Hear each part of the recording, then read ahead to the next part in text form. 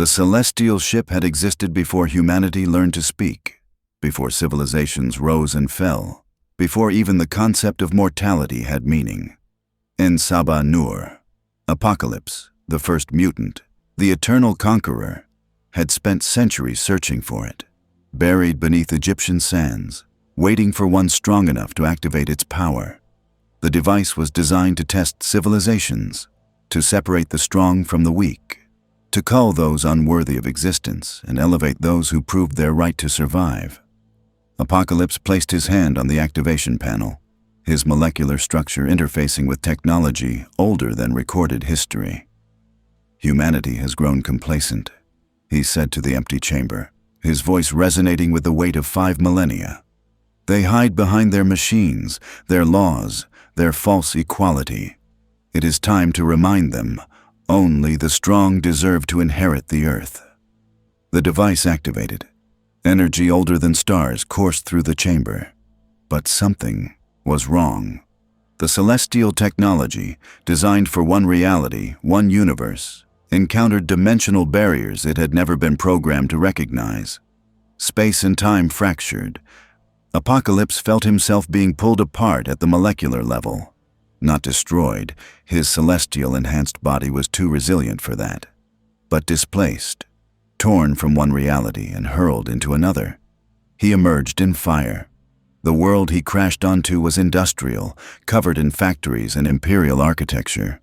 Smoke choked the sky, and through the haze he could see massive structures, garrison buildings, weapons emplacements, and everywhere, white armored soldiers bearing weapons that hummed with contained energy. Apocalypse rose to his full height, over 7 feet of molecular perfection, his gray-blue skin marked with the circuitry patterns of celestial integration, his eyes glowing with power that predated this galaxy.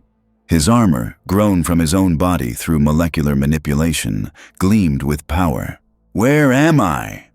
Apocalypse's voice boomed with telepathic amplification, striking the minds of every being within a kilometer.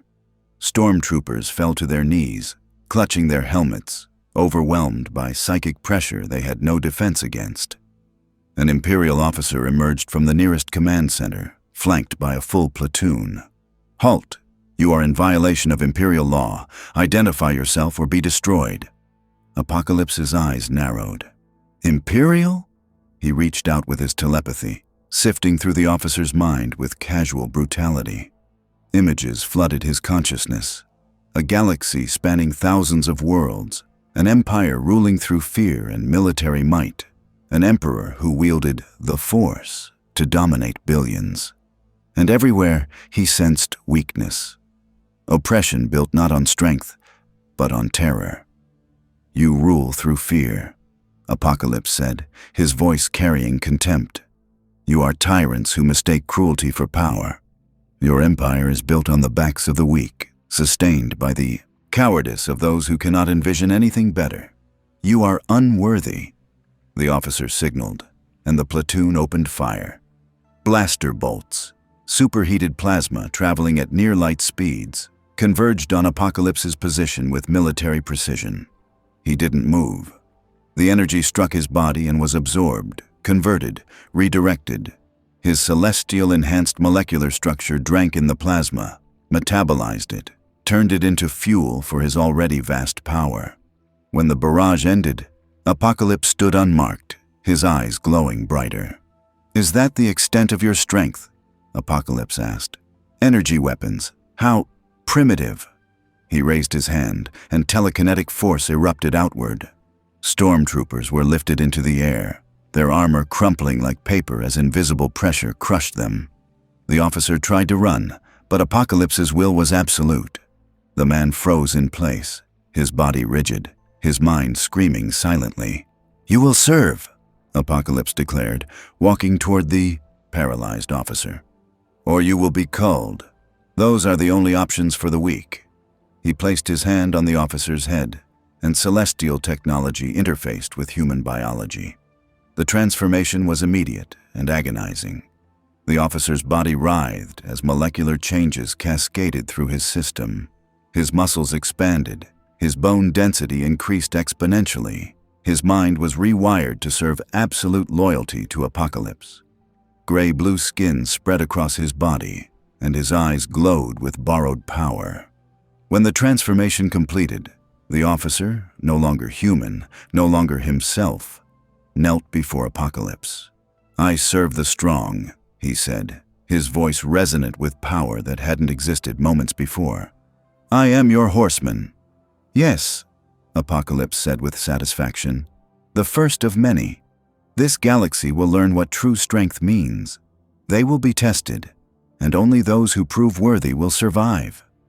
The newly created horseman rose, and with a gesture, tore through the remaining garrison with enhanced strength that made stormtrooper armor meaningless. In minutes, the Imperial presence on this world had been decimated, leaving only Apocalypse standing amid the ruins.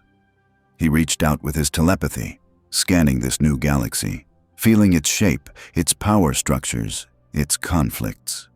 And everywhere he touched, he felt weakness disguised as strength.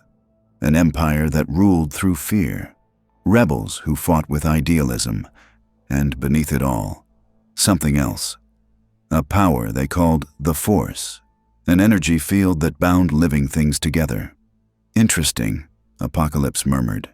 "This galaxy has its own form of mutation. Those strong in this Force, they are like mutants, evolved beyond their fellows. They are the strong.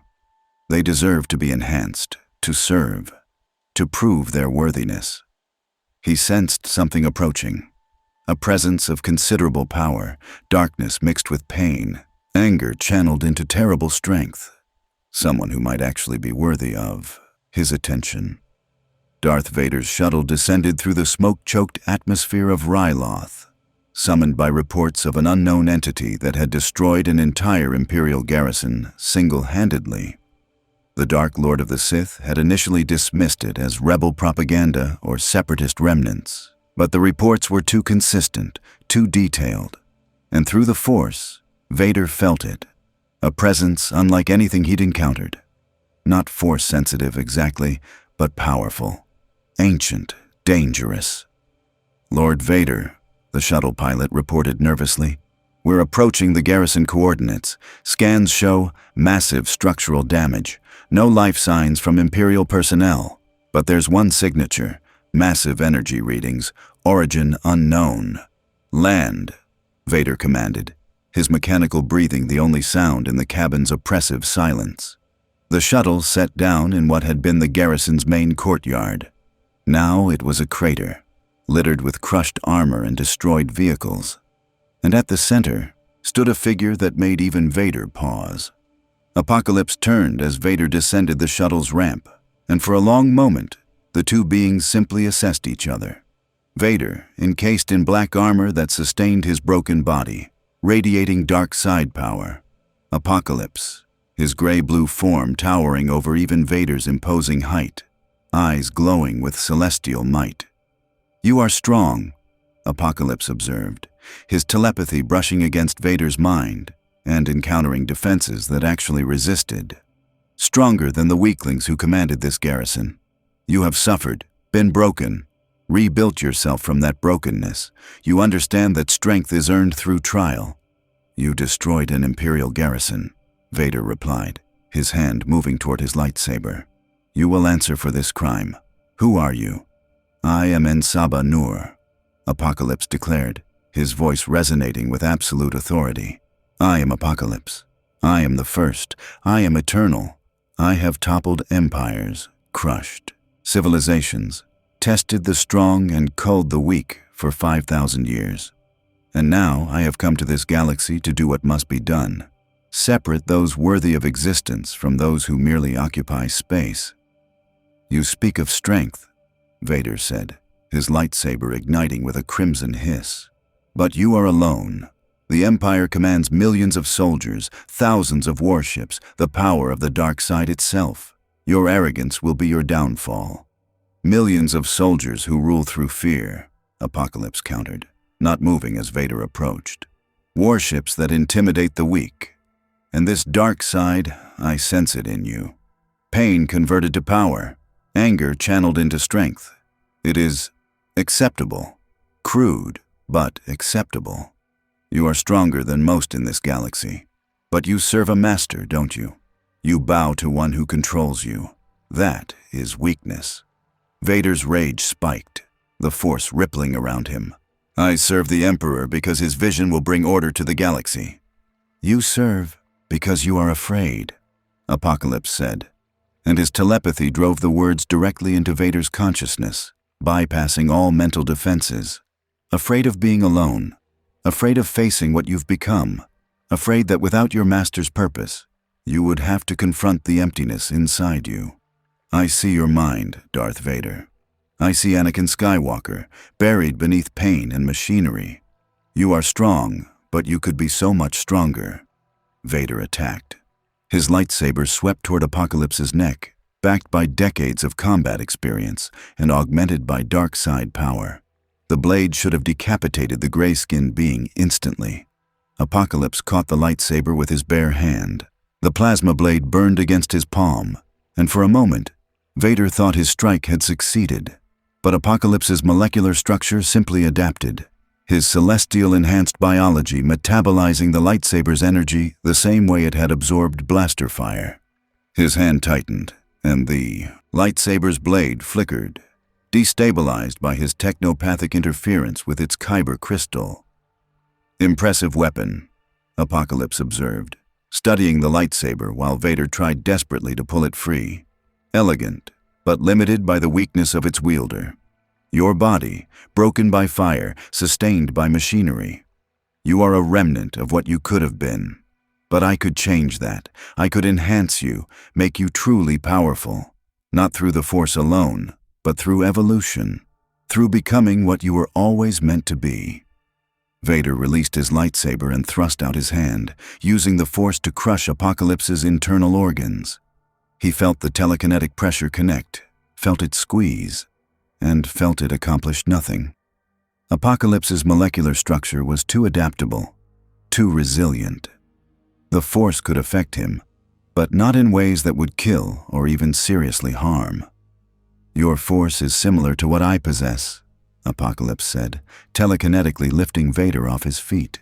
Psychic energy, telekinesis, mind control. I have wielded these abilities for millennia. But you treat it as mysticism, as religion. I treat it as a tool. That is the difference between us. He slammed Vader into the ground with enough force to crater the Duracrete, then lifted him again. You are strong, Darth Vader, among the strongest in this galaxy. But you serve a weakling who manipulates through shadows rather than conquering through might. Your Emperor hides behind armies and politics. He is unworthy to rule. And when I am done testing this galaxy, when I have culled the weak and enhanced the strong, I will build an empire that makes yours look like children playing at government. Vader struggled against the telekinetic hold, drawing on the dark side with desperate fury. He channeled Force lightning, and the electricity actually made Apocalypse stagger, the first sign that he could be harmed. Good, Apocalypse laughed, absorbing the lightning even as it burned. Yes, that is strength. That is power drawn from suffering. More, Vader, show me you are worthy. The duel that followed shook the garrison ruins. Vader, using every technique he'd mastered in years of dark side training, attacked with precision and fury. Apocalypse, drawing on 5,000 years of combat experience and celestial enhanced power, met him with casual dominance. Lightsaber against molecular manipulation, Force powers against telepathic might, the dark side against something older, more primal, and slowly, inevitably, Vader was overwhelmed. Apocalypse caught him again, this time holding the Dark Lord suspended in the air, studying him like a scientist examining an interesting specimen. You are worthy of enhancement, Apocalypse decided. You could become one of my horsemen. I could repair your body, make you whole again, grant you power beyond what your dark side could ever provide. Join me, Vader. Help me test this galaxy, separate the strong from the weak. Together we could forge an empire built not on fear, but on genuine strength. For a long moment, Vader was tempted. The promise of healing, of power, of being something more than the broken remnant Palpatine had turned him into. It called to something deep inside Anakin Skywalker, the part that had always craved more, that had never been satisfied with limitations.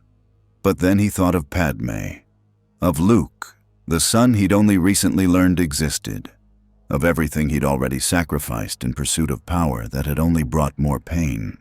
"I refuse," Vader gasped. "I serve my master, and the Empire will destroy you." "Disappointing," Apocalypse said, "but expected. You are not yet desperate enough to choose evolution. You still believe your current path leads somewhere. Very well. I will not force enhancement upon the strong. That would defeat its purpose. But understand this, Darth Vader. I am not your enemy. Your Emperor is. Your Empire is. They have made you weak by making you dependent. When you finally understand that, when you are ready to embrace true power, find me. I will be the one reshaping this galaxy into what it should always have been." He released Vader, letting the Dark Lord fall to the ground. "Return to your master. Tell him that Apocalypse has come. Tell him that his empire will be tested, and tell him that only the strong will survive what comes next." Apocalypse gestured, and his first horseman, the transformed Imperial officer, emerged from the ruins. "Come. This world will be our foundation. We will build from here, enhance the worthy, cull the weak, and when this galaxy has been properly tested, when only the strong remain, then we will rule." As Vader struggled to his feet, watching Apocalypse stride away with his enhanced servant, the Dark Lord of the Sith realized something terrifying. For the first time since becoming Vader, he had met someone who made him feel weak. And that was unacceptable. "Alert the Emperor," Vader commanded his shuttle. Pilot, his mechanical breathing labored from exertion. "Tell him we have a new threat, one that makes the rebellion look like a minor nuisance. Tell him that a god has come to challenge us, and this god believes we are weak." As Vader's shuttle lifted off, leaving the ruined garrison behind, Apocalypse stood amid the destruction and smiled. This galaxy was rich with potential. So many beings with power, so many who believed themselves strong, so many opportunities to test, to enhance, to cull. "Let the trials begin," Apocalypse declared. "Let the weak fall, let the strong rise, and let this galaxy learn what it truly means to survive." The age of Apocalypse had come to the Star Wars galaxy, and nothing would ever be the same. The Imperial Palace on Coruscant gleamed with artificial light, a monument to tyranny that could be seen from orbit. Within its depths, in a chamber designed to amplify the dark side of the Force, Emperor Palpatine listened to Darth Vader's report with growing displeasure. "An entity calling itself Apocalypse," Palpatine repeated, his voice deceptively soft. "Who destroyed an entire garrison, resisted your lightsaber, withstood Force attacks, and offered to enhance you." "Yes, my master," Vader replied, kneeling despite the pain from his injuries. Apocalypse's casual dominance had left bruises even on his cybernetic components. He claims to be over 5,000 years old. His powers are unlike anything in our records. Molecular manipulation, telepathy that bypasses mental defenses, technology integration that makes him nearly invulnerable. And he speaks of testing the galaxy, culling the weak, building an empire based on strength rather than fear. "How presumptuous," Palpatine said, though his tone carried concern rather than dismissal. Through the Force, he could sense the disturbance. Apocalypse represented not a presence in the Force exactly, but a void where the Force should be, a power system completely separate from the cosmic energy Sith and Jedi wielded. "And he defeated you, the Dark Lord of the Sith, defeated by a single being. He is unlike any opponent I have faced," Vader admitted, the confession bitter but necessary. "His body adapts to damage. Energy feeds him rather than harming him. And his telepathy, my master, he looked into my mind and saw everything. Anakin, Padme, my failures, my dependence on you." Palpatine's eyes narrowed.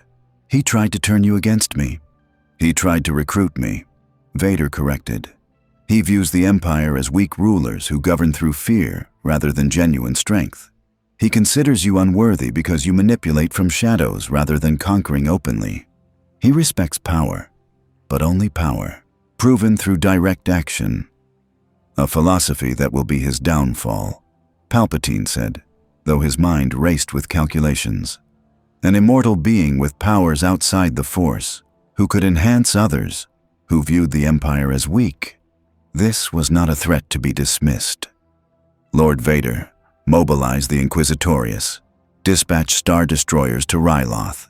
This apocalypse will learn that the Empire's strength is not in individual power, but in overwhelming numbers. We will crush him before he can build whatever empire he envisions. My master, Vader said carefully. He anticipated that response. He believes our reliance on numbers demonstrates weakness. That true strength requires individual power, not collective force. He wants us to send armies. It will give him more subjects to test. Then we will not simply send armies, Palpatine decided, his voice taking on the calculated tone of a master strategist. We will send operatives to study him, learn his weaknesses, discover what celestial technology powers him. And then we will eliminate him using methods he cannot anticipate. Knowledge, Lord Vader, is the true power. This apocalypse may have lived 5,000 years, but I have studied the dark side for longer than he can imagine. Let him test his strength. We will test his ignorance. On Ryloth, Apocalypse stood in what had been the Imperial Command Center, now transformed into his sanctum. His first horseman, whom he designated War, stood at attention, his enhanced body radiating power that would have made him a match for most Jedi. But Apocalypse needed more than one horseman. He needed 4, and he needed a power base from which to conduct his trials of the galaxy. War, Apocalypse commanded. Scan this planet's population. Identify those with strength, warriors, leaders, those who possess this galaxy's mutation they call force sensitivity. Bring them here. I will test them. The worthy will be enhanced. The weak will be culled. As you command, War replied, his voice resonant with borrowed power. As War departed, Apocalypse extended his senses across Ryloth. The planet was occupied by the Empire, its native Twi'lek population enslaved and exploited. He felt their suffering, their anger, their desperation, and found it acceptable. Suffering bred strength. Those who survived oppression were stronger for it. But he also sensed something else. Hidden bases, resistance fighters, those who refused to bow to imperial tyranny. Some possessed rudimentary combat skills. Others showed glimmers of force sensitivity that had gone undeveloped because the Empire hunted force users. Interesting, Apocalypse murmured. This galaxy has rebels who fight against superior force. They are weak now, relying on hope and ideology rather than genuine strength. But some possess potential. Some could be enhanced, made worthy. He reached out telepathically, broadcasting his presence to every being on Ryloth capable of receiving it. I am Apocalypse. I am testing this galaxy's worthiness. Those who believe themselves strong, come to me. Prove your strength, and you will be enhanced beyond your wildest imaginings. Fail, and you will be culled. You have one day to decide. Choose. The message struck thousands of minds simultaneously. Imperial officers, stormtroopers, Twi'lek slaves, resistance fighters, all heard Apocalypse's challenge. And across Ryloth, beings began making the most important choice of their lives. In a hidden rebel base beneath Ryloth's surface, General Cham Syndulla received reports of Apocalypse's message with growing alarm. The Twi'lek freedom fighter had spent years fighting the Empire, and now a new threat had emerged. One that seemed to view both Empire and rebellion as equally unworthy. He's calling people to him, one of Cham's lieutenants reported. Imperials are deserting their posts. Slaves are walking out of camps. Even some of our own fighters are going. They want to be enhanced, whatever that means. It's a trap, Cham said firmly. This apocalypse destroyed an entire garrison and supposedly fought Darth Vader to a standstill. He's powerful, but he's also clearly insane. Anyone who goes to him is likely to die. Maybe, another officer said carefully. But what if he's telling the truth? What if he can actually make people stronger? We've been fighting the Empire for years with barely any progress. If Apocalypse can give us power, real power, maybe it's worth the risk. At what cost? Cham demanded. He talks about culling the weak, about testing worthiness. That's not freedom, that's another form of tyranny. We don't trade one dictator for another. But even as he spoke, Cham felt the appeal of Apocalypse's message. The promise of genuine power, of being strong enough to truly challenge the Empire rather than merely resisting it. It was seductive, dangerous, and undeniably tempting.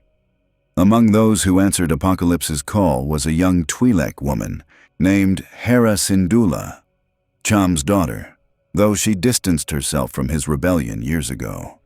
She arrived at the transformed command center to find hundreds of others gathered. Imperials, Twi'leks, humans from a dozen worlds, all seeking the same thing: power, enhancement, the chance to be something more. Apocalypse emerged from the command center, and his very presence made the crowd fall silent.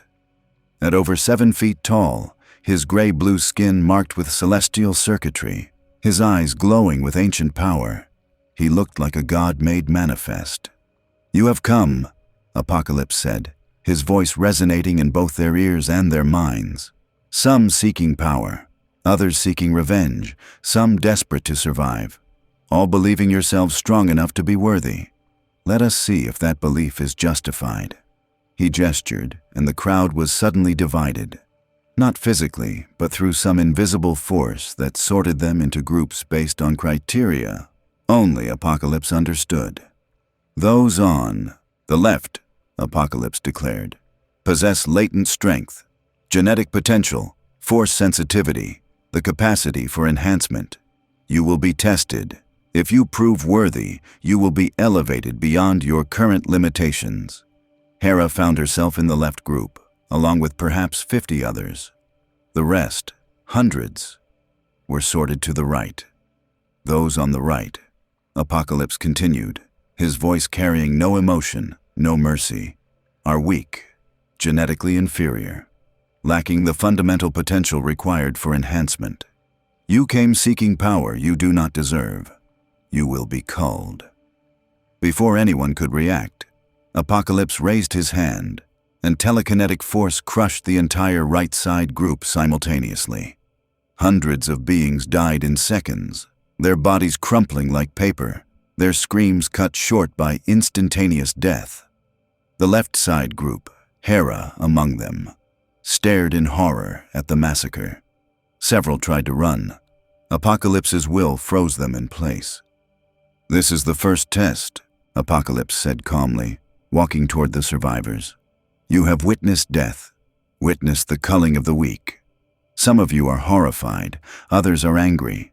A few, very few, understand that this was necessary, that the weak consume resources better used by the strong. Those who understand, step forward. Those who don't will join the culled." Hera's mind raced. This was insanity. Mass murder.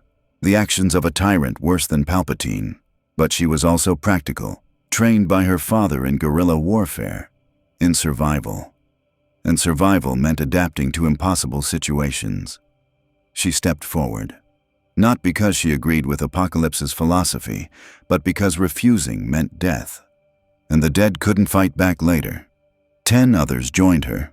The rest stood frozen, unable to process what they'd witnessed, unable to make the cold calculation required to survive. Apocalypse nodded approvingly. 11. Acceptable. The rest lacked the will to do what is necessary. He gestured again, and those who hadn't stepped forward died as quickly as the first group. "You 11, Apocalypse said, approaching them, have proven the first level of worthiness, the will to survive even when survival requires witnessing horror. Now comes the second test. I will enhance you. The process is painful. Some will die during transformation. Others will emerge stronger than you ever imagined possible, but all will be given the opportunity to prove their ultimate worth. He placed his hand on the first candidate, a human Imperial officer who deserted his post. Celestial technology flowed from Apocalypse's palm into the man's body, rewriting his genetic code, enhancing his molecular structure. The officer screamed as his body warped, muscles expanding, skin taking on a gray-blue tint, power flooding through him. When the transformation completed, he was no longer human.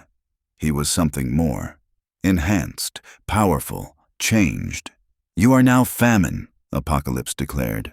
"My second horseman. You will help me test this galaxy's worthiness."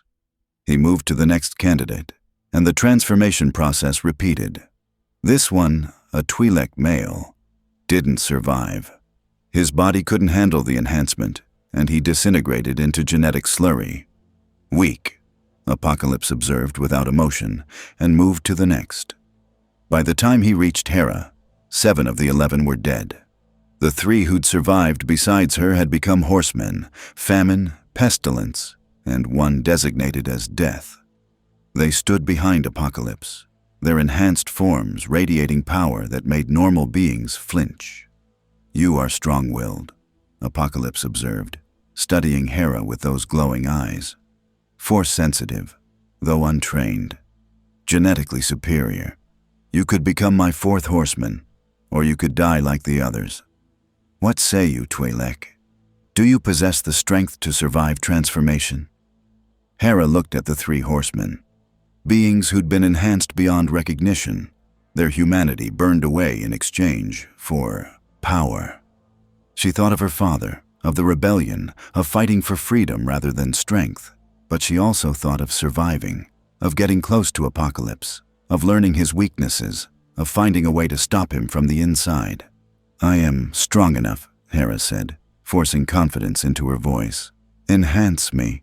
Apocalypse smiled, the first expression beyond cold assessment he'd shown. "Good. This will hurt." He placed his hand on her head, and Hera Syndulla's world became pain. Across the galaxy, on dozens of worlds, beings began receiving news of what had happened on Ryloth. An entity calling itself Apocalypse had massacred hundreds while enhancing a handful into superpowered warriors. The Empire dismissed it as rebel propaganda. The rebellion dismissed it as Imperial disinformation. But those who'd witnessed it knew the truth, and the truth was terrifying. In the Rebel Alliance's hidden headquarters, Mon Mothma reviewed the reports with General Dodonna and Admiral Akbar. "This Apocalypse represents a new threat. He's neither Imperial nor rebel. He seems to view both as unworthy, and his philosophy of survival of the fittest. It's fascism taken to its logical extreme," Dodonna interrupted. "Not rule through fear like the Empire, but rule through genetic superiority, through enforced evolution. It's horrifying. It's also effective," Akbar noted grimly. "These horsemen he's creating, our intelligence suggests they're individually as powerful as Jedi. If he creates an army of them, neither the Empire nor the Rebellion could stand against him. Then we need to eliminate him before that happens," Mon Mothma decided. "Contact any Jedi in hiding. Contact Luke Skywalker. We need Force users to counter Apocalypse's powers, and we need to do it before he becomes too powerful to stop." On Dagobah, in a swamp that hid one of the last Jedi Masters, Yoda felt the disturbance. Not in the Force. Apocalypse existed outside the Force, but in the galaxy itself. A new power, ancient and terrible, had arrived. "Strong, this one is," Yoda murmured to himself. "But strong in ways the Force cannot touch. Different he is, dangerous he is, and stopped he must be, before too late it becomes." Luke Skywalker, training in the swamps under Yoda's guidance, sensed his master's concern. "Master Yoda? What's wrong?" "A new threat," Yoda replied. "Come to test the galaxy, it has. Neither Sith nor Jedi, neither light nor dark, something other. And young Skywalker, face it, we must. Before consume us all, it does." On Ryloth, Hera Syndulla opened her eyes. The pain had been beyond anything she'd imagined. Every cell in her body rewritten, every genetic marker enhanced, her molecular structure fundamentally altered. She looked at her hands and saw gray-blue skin, felt power coursing through her that made her old self seem like a child by comparison. "You survived," Apocalypse observed with satisfaction. "You are my fourth horseman. You are conquest. Together with war, famine, pestilence, and death, you will help me test this galaxy. Help me separate the strong from the weak. Help me build an empire worthy of existence." Hera, no, Conquest, stood and felt the full extent of her transformation. She could sense the minds around her, could manipulate matter with thought, could generate energy that would have vaporized her old body instantly. The power was intoxicating, terrifying, overwhelming. But beneath it all, beneath the enhancement and the pain and the transformation, Hera Syndulla still existed. Changed, yes. Powerful beyond measure, yes, but still herself. Still fighting for something more than strength. And she would use this power, Apocalypse's gift, to destroy him from within. If she was strong enough to survive what came next. 3 months after Apocalypse's arrival, the galaxy had descended into chaos unlike anything since the Clone Wars. The Empire, the Rebellion, and Apocalypse's growing forces fought a three-way war that consumed entire star systems. And at the center of it all, the four horsemen, war, famine, pestilence, and conquest, carved through opposition with power that made conventional warfare obsolete. On the industrial world of Lothal, an Imperial garrison of 10,000 stormtroopers faced Apocalypse's newest test.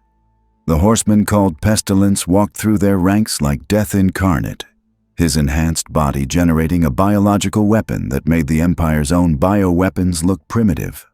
Stormtroopers fell by the hundreds, their armor useless against molecular corruption that turned their bodies against them.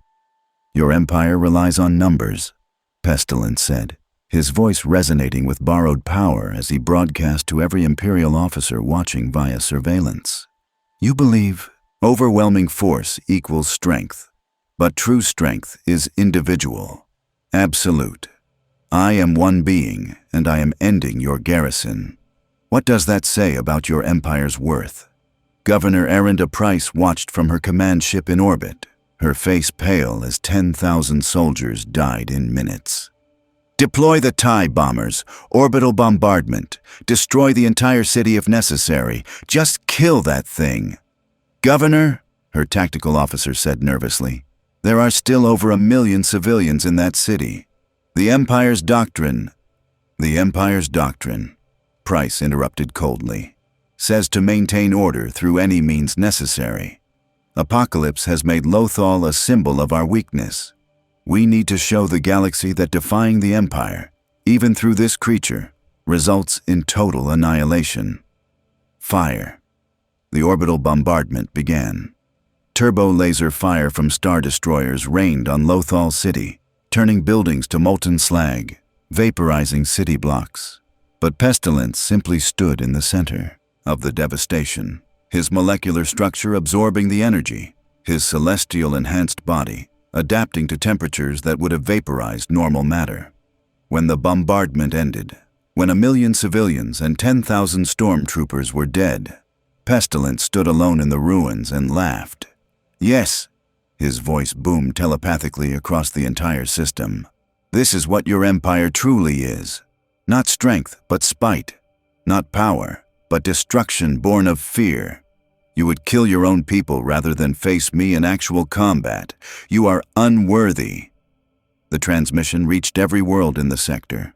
Reached Imperial officers who began questioning their service. Reached civilians who saw the Empire's true face. Reached rebels who realized that Apocalypse, for all his horror, had just exposed the Empire's greatest weakness. And on Coruscant, Emperor Palpatine watched the transmission with cold fury. "He is turning our own actions against us, making us appear weak, forcing us to reveal our methods." "My master," Vader said, standing at attention despite his recent injuries from another encounter with Apocalypse's forces. We cannot continue fighting conventionally. Every engagement makes him stronger, gives him more subjects to enhance, more examples of our weakness to broadcast across the galaxy. We need a different approach. Agreed, Palpatine said, which is why I am authorizing the Death Star's deployment ahead of schedule. Let Apocalypse test his strength against a weapon that can destroy entire planets. Let him try to absorb the power of a super laser designed to crack worlds. We will show this false god what true power looks like. In the Rebel Alliance's mobile headquarters, Mon Mothma convened an emergency session with the Alliance's leadership. Holographic projections showed Apocalypse's territorial expansion, already controlling a dozen systems, with his horsemen conducting trials that killed millions while enhancing the handful deemed worthy. He's a monster, Admiral Akbar said bluntly. Worse than Palpatine because at least the Emperor has comprehensible motivations, power, control, order. Apocalypse kills for ideology. He genuinely believes he's improving the galaxy by culling the weak. And yet, General Dodonna observed carefully, he's also exposing the Empire's brutality. Lothal's destruction, the Empire massacring 1 million of their own citizens to kill one target. That's turned 3 systems against Imperial rule just this week. Apocalypse is doing more damage to the Empire's legitimacy than we've managed in years. At what cost? Mon Mothma demanded. He's killing billions in his trials, creating superpowered warriors who see normal beings as inferior. If we let him continue, even if the Empire falls, we'll face an enemy worse than Palpatine, one who can't be negotiated with, can't be reasoned with, who sees democracy itself as weakness. Then we need to kill him, said a new voice. Skywalker entered the chamber, his presence immediately commanding attention. The young Jedi had grown considerably in the months since Apocalypse's arrival, his training under Yoda accelerated by the dire threat. Behind him walked Princess Leia and Han Solo, the 3 having become the rebellion's most effective strike team. Luke, Mon Mothma acknowledged, you believe you can succeed where the Empire has failed? I don't know, Luke admitted honestly. But Master Yoda says Apocalypse exists outside the Force. He's not a Sith, he's something else entirely. Maybe that means the Force can affect him in ways he doesn't expect. Maybe his 5,000 years of experience don't include fighting Jedi. It's worth trying. It's suicide, Han said flatly.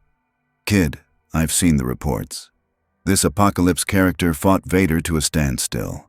His horsemen can level entire battalions single-handedly. You're good, but you're not that good.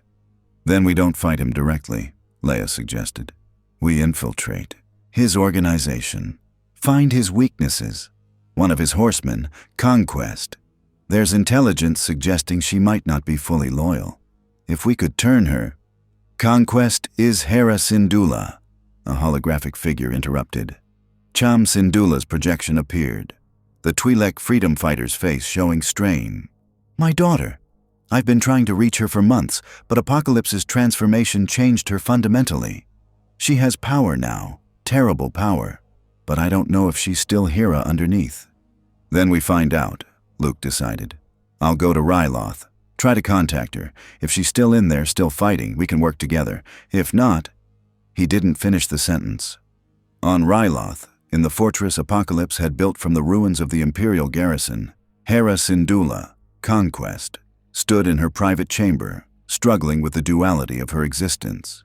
The enhancement had given her power beyond imagination, but it had also changed her perception.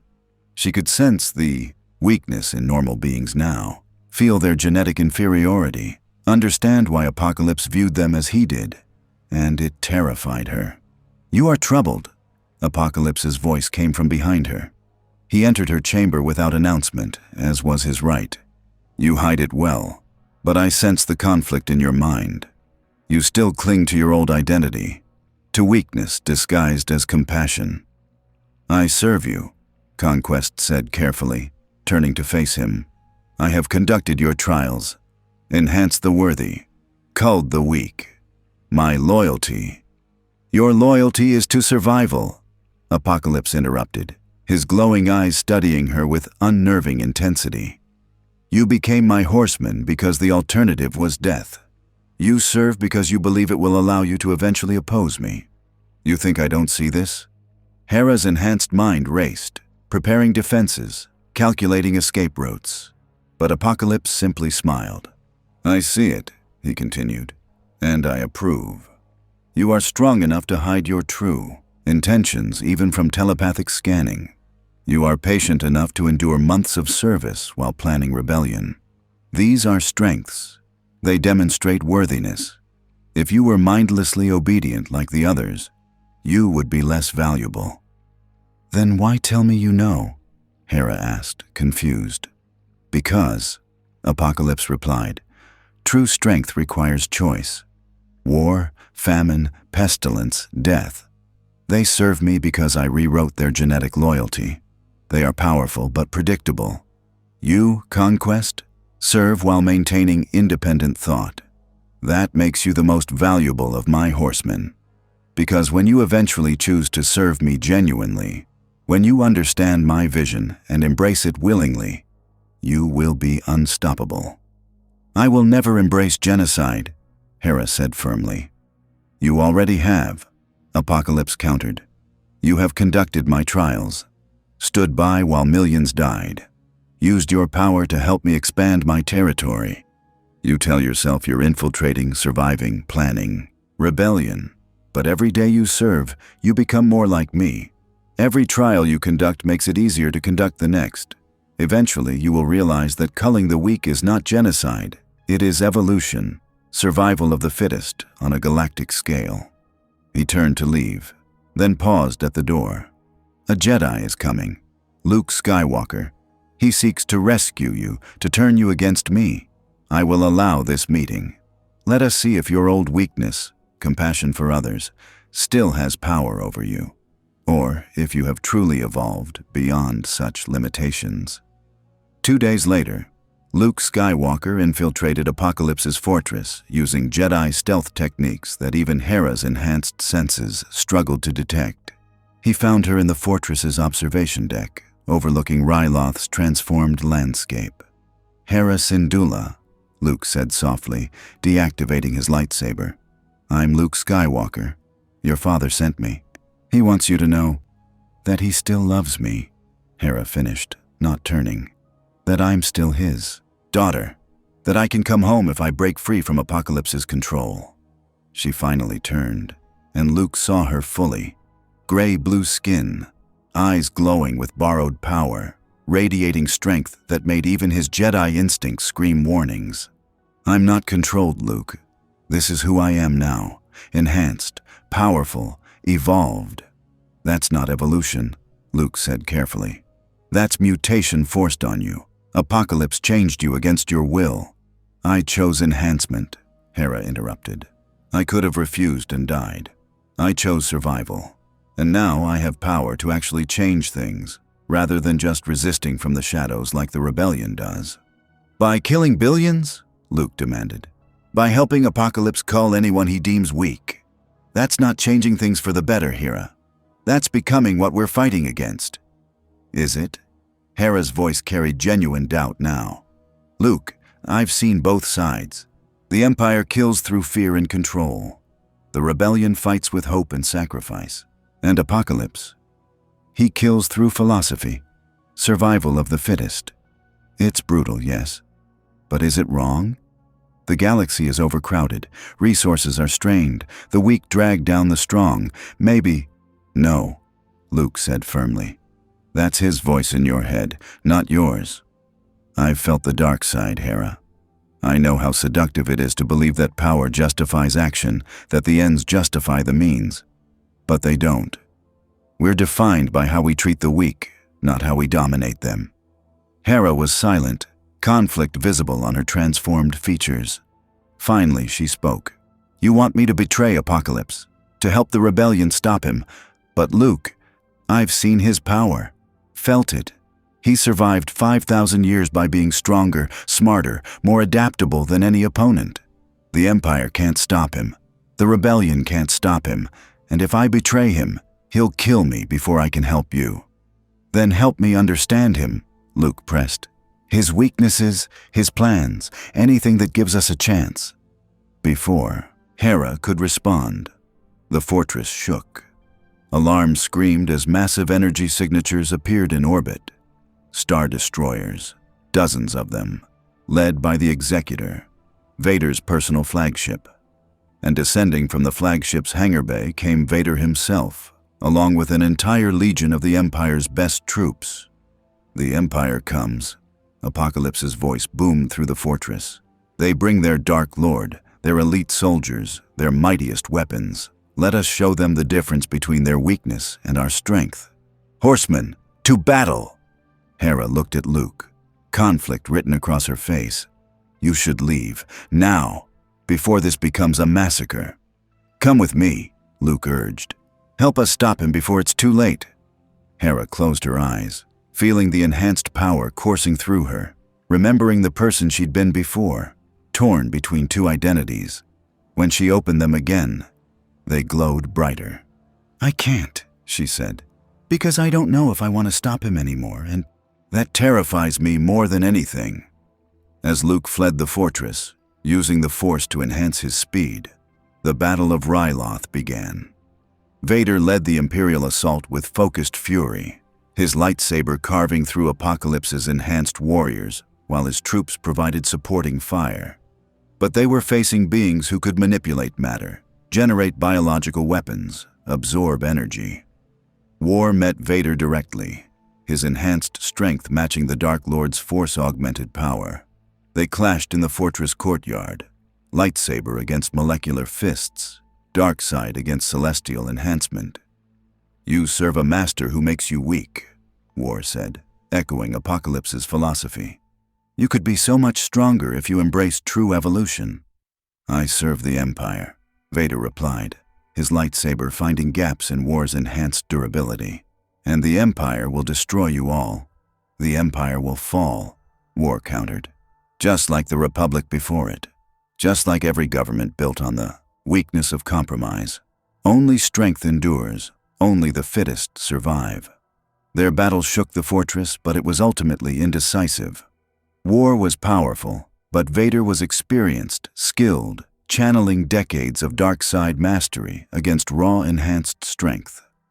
The real turning point came when Apocalypse himself entered the battle. He strode onto the battlefield like a god of war, and his very presence made both Imperial and enhanced forces pause. He looked at Vader, at the Star Destroyers in orbit, at the thousands of stormtroopers trying to breach his fortress. "Darth Vader," Apocalypse said, his voice carrying telepathically to every mind in the battle. "You return, still serving your Emperor, still believing your current weakness is necessary. I offered you enhancement once. I offer again. Join me. Become truly powerful. Help me forge a galaxy where only the strong survive." "I refuse," Vader said, though the temptation was there, always there. The promise of healing, of power, beyond the dark side, of being more than Palpatine's broken servant. "Then you will die," Apocalypse declared, and attacked. The battle that followed made their first encounter look like a sparring match. Apocalypse used his full power, molecular manipulation warping the battlefield itself, telekinesis hurling entire buildings, energy projection that made Force lightning look weak by comparison. Vader countered with every dark side technique he knew, drawing on pain and anger and the memory of every failure to fuel his power. But it wasn't enough. Apocalypse caught Vader's lightsaber strike, absorbed the energy, and struck back with force that sent the Dark Lord crashing through 3 fortress walls. He stalked forward, preparing to end this definitively. "You are strong, Vader," Apocalypse acknowledged, "among the strongest in this galaxy, but you are limited by your master, by your machinery, by your refusal to evolve. Die knowing you could have been so much more." He raised his hand for the killing blow, and Hera Syndulla, Conquest, appeared between them. "No," she said, her enhanced body generating a force field that actually stopped Apocalypse's strike. Vader's defeat proves nothing. Killing him makes you no stronger. Let him return to his Emperor. Let him carry the message that we cannot be defeated through conventional warfare. Make them desperate. Force them to make mistakes. Apocalypse studied her, and slowly, a smile crossed his face. You have learned. Strategy over brute force. Psychological warfare over simple dominance. Perhaps you are evolving after all, Conquest. He lowered his hand. Very well. Vader lives. For now. Let him carry word of this defeat back to his master. Let the Empire understand that their strength is nothing compared to ours. As Imperial forces retreated, as Vader struggled to his feet, humiliated by another defeat at Apocalypse's hands, the ancient mutant turned to address his horsemen. The galaxy is learning, Apocalypse declared. Learning that the old powers, Empire, Rebellion, even the Force itself, are insufficient against true strength. Soon, they will have no choice but to accept my rule, to embrace evolution, to become worthy. But in Conquest's enhanced mind, Hera Syndulla was making her own calculations. She'd saved Vader not out of mercy, but out of strategy, because she'd realized something crucial. Apocalypse could be beaten, not through power, he was too strong for that, but through something he didn't understand: unity, alliance, the combined strength of Empire, Rebellion, and Force users working together, the weak joining together to overcome the strong. It was time to start building that alliance, even if it meant betraying the being who'd given her power beyond measure, because some things were worth fighting for, even if you weren't sure you'd survive. The summit was unprecedented in galactic history. On the neutral moon of Concordia, representatives from three factions that should have been mortal enemies sat around a single table. Emperor Palpatine via hologram, flanked by Darth Vader, Mon Mothma and General Dodonna representing the Rebel Alliance, and Jedi Master Luke Skywalker, who'd proposed this impossible gathering.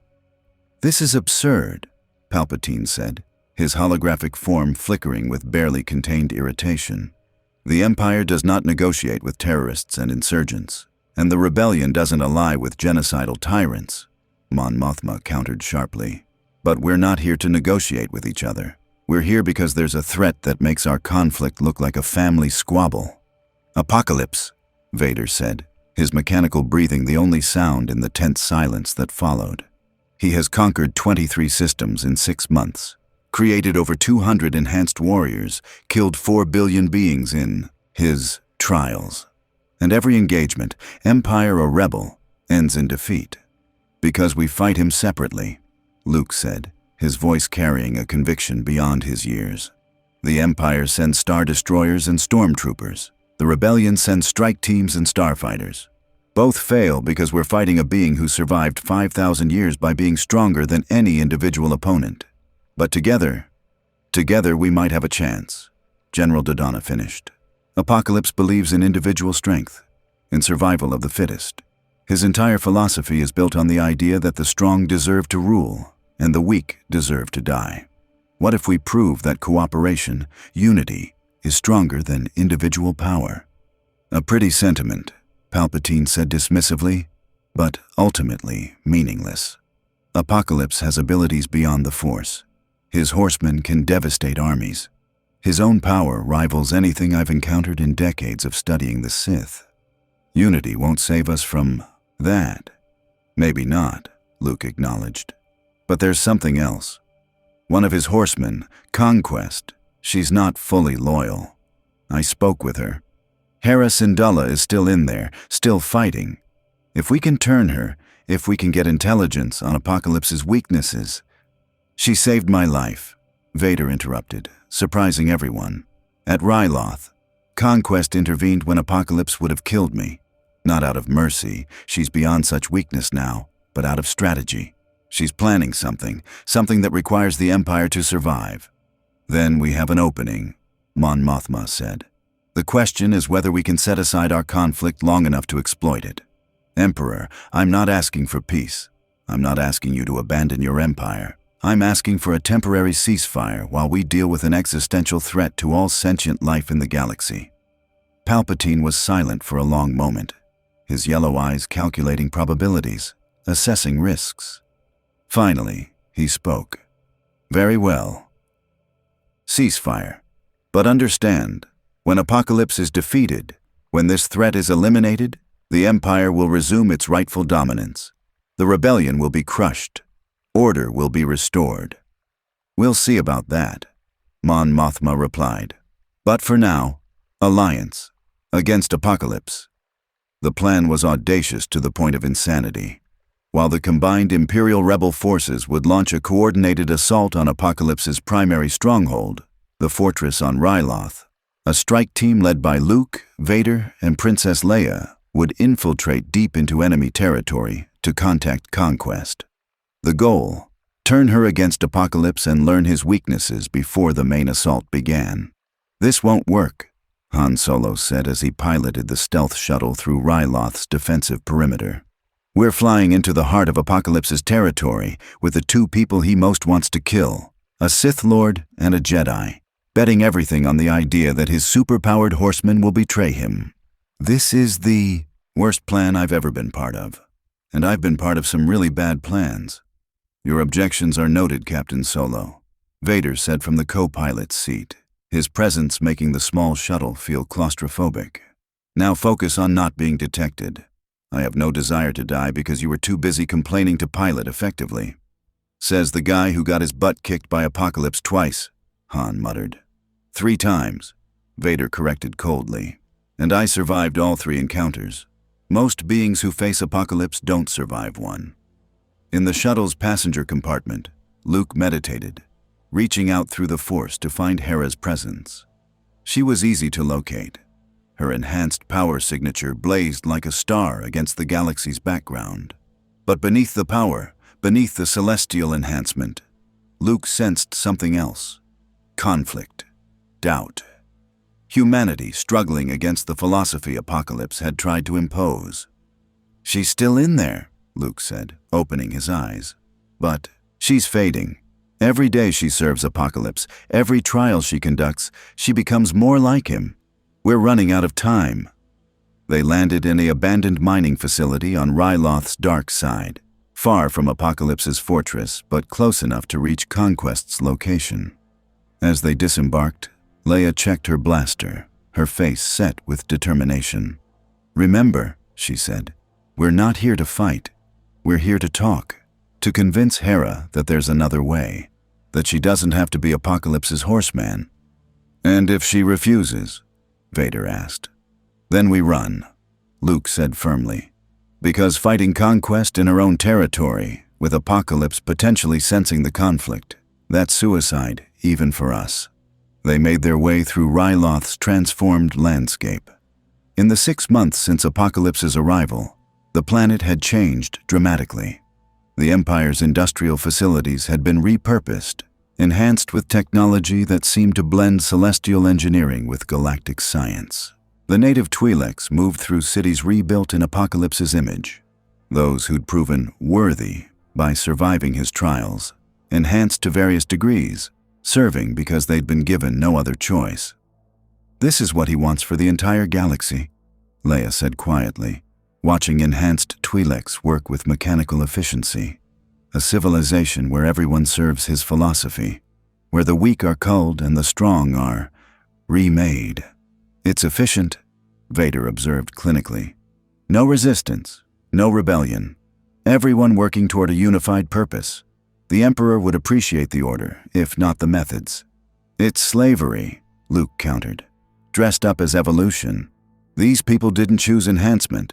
They accepted it because the alternative was death. That's not strength. That's survival through submission." They found Conquest in what had been Cham Syndulla's old command center, now transformed into her personal sanctum.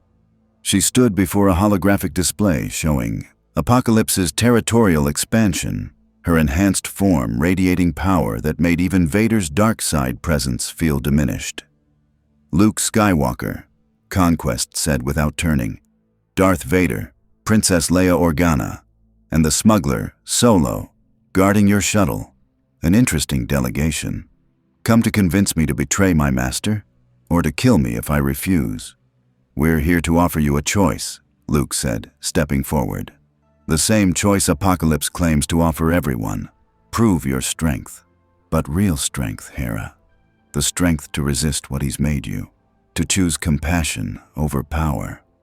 Compassion is weakness, Conquest replied, finally turning to face them. Her glowing eyes studied each of them in turn. I know that now.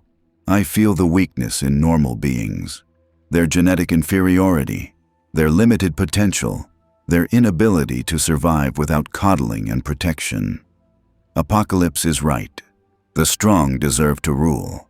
The weak deserve to serve or be culled. You don't believe that, Leia said firmly. You're Hera Syndulla, Cham's daughter, a freedom fighter who risked everything to liberate your people from imperial occupation. That person doesn't believe in culling the weak. That person was weak, Conquest said. She fought with hope and idealism. She believed everyone deserved freedom. Now I understand. Freedom without strength is meaningless. The weak abuse their freedom, make poor choices, drag civilization down. Better to cull them, better to enhance the worthy and dispose of the rest. Is that what you told yourself? Vader said unexpectedly. When you saved my life at Ryloth, that you were preserving a worthy opponent? Or was it because some part of Hera Syndulla still believes that even Darth Vader deserves a chance at redemption? Conquest's glowing eyes flickered. I saved you for strategic reasons. Your death would have made Apocalypse complacent. Your survival ensures continued conflict, continued testing. That's all. Liar, Vader said, flatly. I've spent years burying Anakin Skywalker beneath Vader, convincing myself that compassion is weakness, that the dark side is strength. And I recognize the same self-deception in you. You saved me because killing me would have meant admitting you've become what you hate. A tyrant who murders those who can't defend themselves. I'm nothing like you, Conquest snarled, her power flaring. The room's temperature spiked as energy crackled around her enhanced form. I serve willingly. You're a slave, to the Emperor, to your machinery, to your own self-hatred. I chose enhancement. You had it forced on you. Did you choose? Luke asked quietly. Or did you accept enhancement because Apocalypse made sure the alternative was death? That's not choice, Hera. That's coercion. He gave you power, yes, but he also took away everything that made you who you were. Your compassion, your belief in others, your hope that the weak could become strong through growth rather than genetic enhancement. Conquest was silent, conflict visible on her transformed features. Finally, she spoke, her voice carrying less certainty. Even if you're right, even if I wanted to oppose Apocalypse, I can't. His power is absolute. He's survived 5,000 years by being stronger, smarter, more ruthless than any opponent. The Empire can't stop him. The Rebellion can't stop him. Combined, you still can't stop him. Betraying him would just mean dying for nothing. Not nothing, Leia said. For the chance that others might survive. For the idea that strength isn't just power. It's courage. The courage to stand up to overwhelming force because it's right, not because you'll win. That's what the Rebellion represents. That's what makes us strong. The Rebellion is losing, Conquest pointed out. Your idealism is killing your people. The Empire is losing too. Vader's defeats prove that. You need me. Not to betray Apocalypse, but to teach you how to think like him. How to fight with his philosophy. Become strong enough to match him. By culling our own weak, Luke demanded. By becoming monsters to fight a monster. That's not victory, Hera. That's surrender. Becoming what we're fighting against. Conquest turned back to her holographic display, her shoulders tense. There's something you should know. Apocalypse isn't just testing the galaxy. He's preparing it for something he calls the Celestial Trial. The technology that enhanced him, the power he wields. It comes from beings called Celestials, who judged civilizations across the cosmos. Apocalypse survived their judgment 5,000 years ago. Now he's preparing this galaxy for the same trial. culling the weak so that when the Celestials return, the strong will survive. The Celestials, Vader repeated. What are they? Ancient beings, Conquest replied.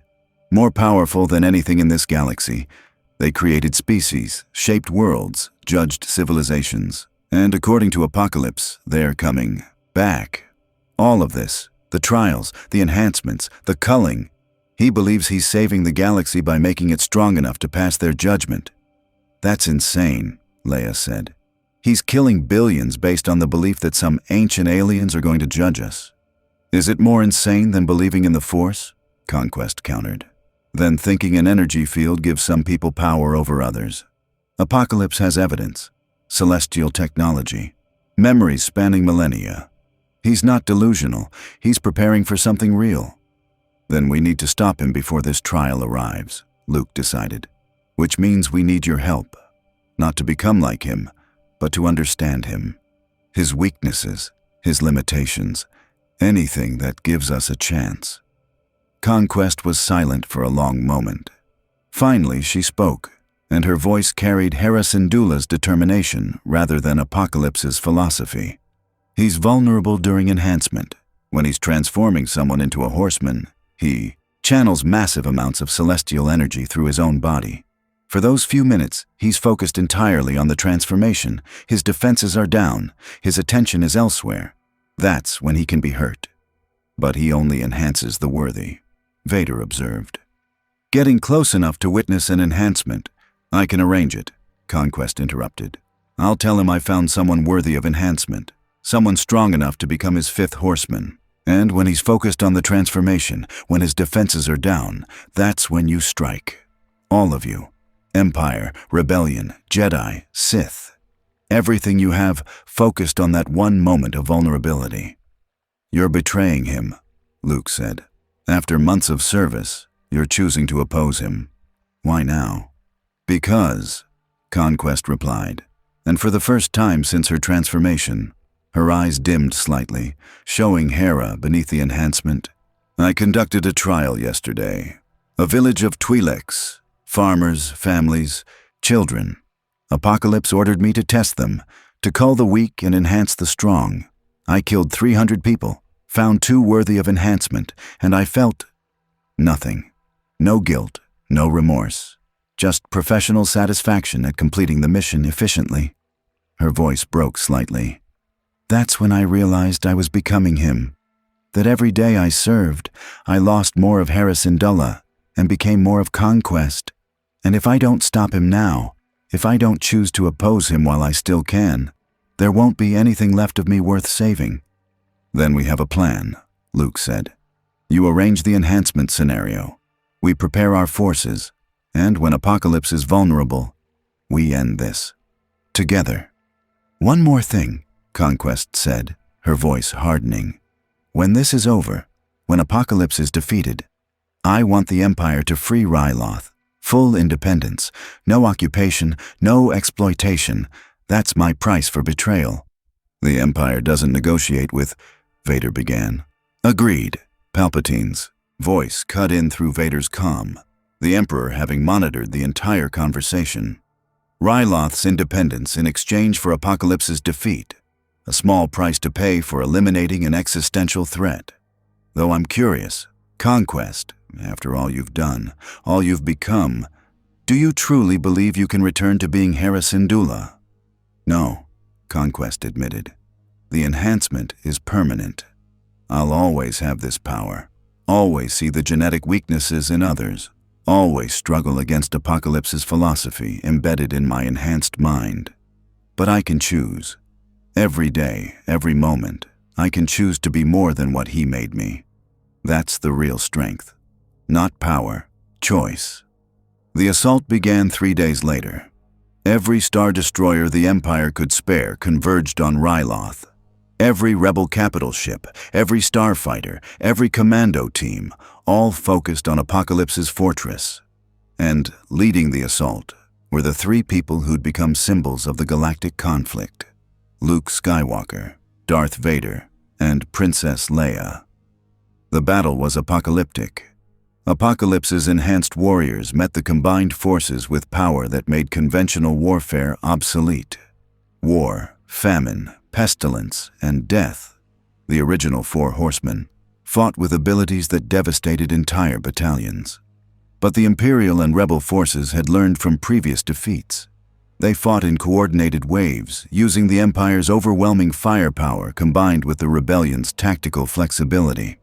And in the fortress's enhancement chamber, Conquest stood before Apocalypse with a candidate for the fifth horseman, a captured Imperial Inquisitor who'd proven strong enough to earn enhancement consideration. "You have done well, Conquest," Apocalypse said, studying the kneeling Inquisitor. "This one is force-sensitive, genetically superior, proven in combat. He will make an excellent horseman. Stand back, the enhancement process begins." He placed his hands on the Inquisitor's head, and celestial energy began flowing. Massive amounts of power channeled through Apocalypse's body, his attention fully focused on the delicate process of genetic transformation. That's when the ceiling exploded. Luke Skywalker dropped through the breach, his lightsaber ignited, channeling the Force with every ounce of training Yoda had given him. Darth Vader followed, dark side power crackling around him, and through the walls came Princess Leia with rebel commandos, their weapons targeting Apocalypse from every angle. "Now!" Conquest shouted, and joined the assault herself. Her enhanced power turned against the being who'd given it to her. Apocalypse released the Inquisitor, who collapsed, his enhancement incomplete and fatal, and faced his attackers with eyes blazing with fury. "Betrayal! You dare!" Luke's lightsaber struck first, actually cutting through Apocalypse's molecular defenses, drawing blood for the first time in millennia. Vader's Force Crush attempted to stop the ancient mutant's heart. Leia's commandos poured fire into his body, and Conquest herself channeled every ounce of her borrowed power against him. For a moment, just a moment, Apocalypse staggered. Then he roared and released power that made everything previous pale by comparison. The fortress shook. Reality itself seemed to strain. His molecular structure exploded outward, growing, transforming, becoming something more massive, more terrible, more powerful than anything they'd faced. "I survived the Celestial's judgment!" Apocalypse's voice boomed, now echoing from a form that had grown to over 30 feet tall, his body a mass of shifting celestial technology and organic matter. "I have conquered empires, I have outlived civilizations, and you think your combined weakness can defeat me?" He struck, and the force of it sent Luke flying through 3 walls. Vader caught the follow-up blow on his lightsaber and was driven to his knees. Leia's commandos died screaming as molecular corruption turned their bodies against them. Only Conquest remained standing, her enhanced body the only thing strong enough to withstand Apocalypse's transformed fury. "You betrayed me," Apocalypse said, his massive form towering over her. "You, who I elevated, who I saved from weakness, who I made strong. This is how you repay evolution?" "No," Conquest replied, her voice steady despite the overwhelming power bearing down on her. "This is how I choose. You gave me power, yes, but you also taught me that strength is individual, absolute. You taught me that the strong determine their own destiny, so I'm using the strength you gave me to oppose you, because that's what the strong do. They resist tyranny, even when that tyranny comes from those who claim to be saving them." She channeled every ounce of her enhancement, and for a moment, one impossible, glorious moment, matched Apocalypse's power. The fortress collapsed around them as 2 celestial enhanced beings fought with power that defied physics. But Apocalypse had 5,000 years of experience. Conquest had months. He caught her, his massive hands crushing despite her molecular resistance. "You are strong," he acknowledged. "Stronger than I expected, but strength alone is not enough. You lack the will to do what is necessary, to truly cull the weak, to embrace evolution without reservation. That is your weakness, Hera Syndulla. That is why you will always fail." "Maybe," Hera gasped, her enhanced body failing under the pressure. "But I'll fail knowing I chose compassion over power. knowing I died fighting for others rather than dominating them. That's the strength you'll never understand, Apocalypse. That's the strength that will eventually defeat you." Apocalypse prepared to deliver the killing blow, and the Death Star fired. The super laser, designed to destroy planets, had been redirected with pinpoint precision to target Apocalypse's fortress from orbit. The Empire and Rebellion, working together, had calculated the exact moment when all their forces would be clear, when only Apocalypse and Conquest remained in the blast zone. The beam struck with power that made Apocalypse's transformation look insignificant. Even his celestial-enhanced molecular structure couldn't adapt fast enough to raw energy equivalent to cracking a planet's core. Apocalypse released Conquest, using every ounce of his power to survive. His massive form burned, molecular bonds breaking, celestial technology overloading. He roared in defiance even as the super laser tore through his defenses. When the beam finally ended, when the fortress had been vaporized and the ground beneath turned to molten glass, Apocalypse still stood, diminished, wounded for the first time in millennia, but alive.